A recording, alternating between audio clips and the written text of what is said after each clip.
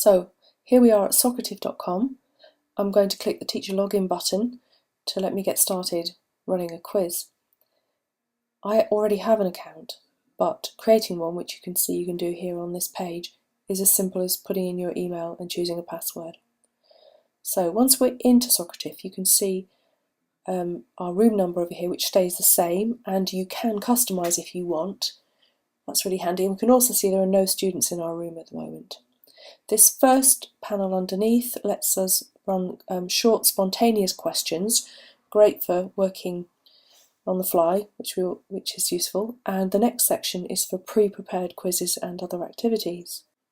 So we can use Socrative on all kinds of devices, and here we've got an iPhone running Socrative over its web interface and an iPad using the Socrative app.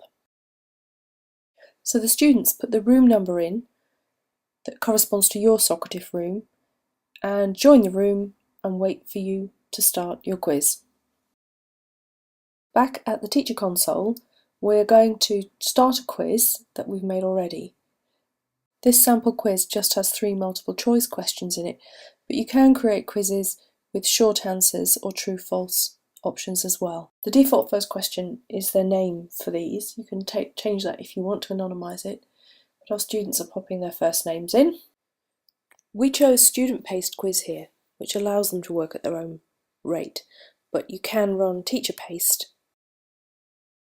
And because we've elected to provide feedback, the students, as well as getting told whether they got the answer right or wrong, also get extra information to confirm or correct what they thought.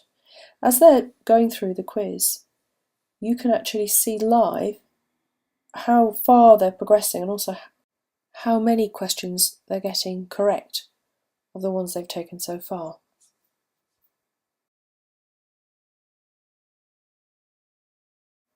When they get to the end of the quiz, you can choose to finish, or if they want to, where it says let another student take the quiz, they could retake it or indeed hand the device on. And when they do finish, it just sits and waits for the next question. So when it's all finished, you can see immediately on the live results exactly what the status of things is, but much better than that, you can choose to have a breakdown of that in an Excel spreadsheet. So I'm going to download the report because I'm on a desktop. If you're running the quiz from a mobile device, I would recommend using the email option. It just seems to be more reliable. And when you get the report, it's great because you can instantly see from the colour coding which questions are wrong. So you can spot more difficult subject areas or indeed more weaker students. One other great thing is that because you can run the quizzes from a mobile device, you're not stuck behind your desk and you can wander around the classroom with an iPhone or an iPad and manage the quiz on the move, as you can see from this iPhone shot.